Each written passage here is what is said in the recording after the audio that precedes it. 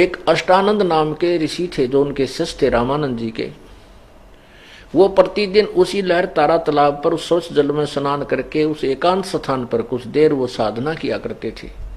प्रतिदिन की तरह वो भी उस दिन वहां गए हुए थे। कौन? अष्टानंद। अष्टानंद जी ने स्नान किया। स्नान करके अपना एक आसन बिछाकर चद्दर सी घास के ऊपर, जेठ का महीना, ज्येष्ठ मास, सुबह सुबह बहुत सुहानी सी लहर और तालाब के पास तो एक विशेष ठंडक सी होती है, वहां बैठ करके वो अपनी साधना करने लगा। जब वो साधना करने के लिए आंखें कभी खोल रहा था कभी बंद कर रहा था, इतने में क्या देखा कि आकाश से एक प्रकाश का गोला आया। अब जो उसने देखा उस प्रकाश की तरफ तो उसकी आंखें बंद हो गई, इतना तेज प्रकाश था। किसकी? अष्टानंद की।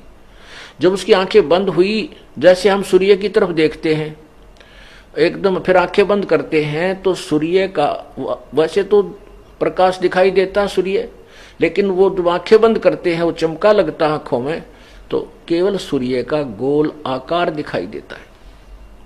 ऐसे जब उसने वो प्रकाश का देखा, प्रकाश को नहीं देख सका, उसने गोला सा नजर आया, आंखें बंद की, होगी उसकी आंखें बंद। बंद होते उसने क्या देखा कि उसमें नवजात शिशु का रूप है।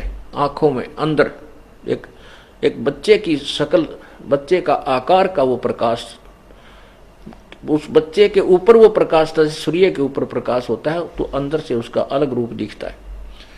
फिर दोबारा आंखें खोली तो वो प्रकाश एक कमल के फूट पर सिमट गया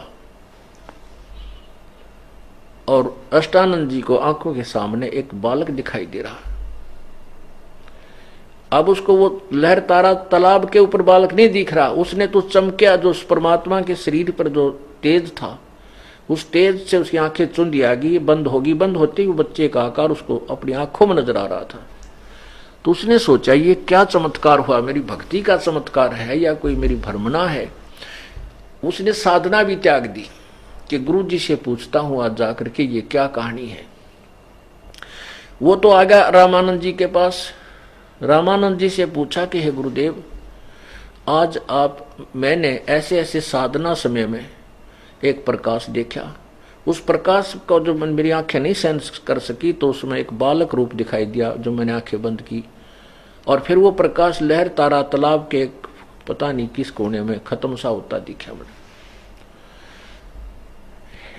हे गुरुदेव, ये मेरी भक्ति की कोई उपलब्धि है या मेरी कोई भ्रमणा भटकना है, ये मेरा कोई भ्रम है।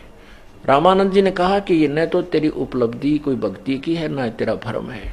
ये ऐसा क्यों होता है कि जब ऊपर के लोकों से कोई अवतार उत्पन्न होते, प्रकट होते हैं, उस समय ये ऐसा करिश्मा होता है, ऐसे लक्षण तब होते हैं।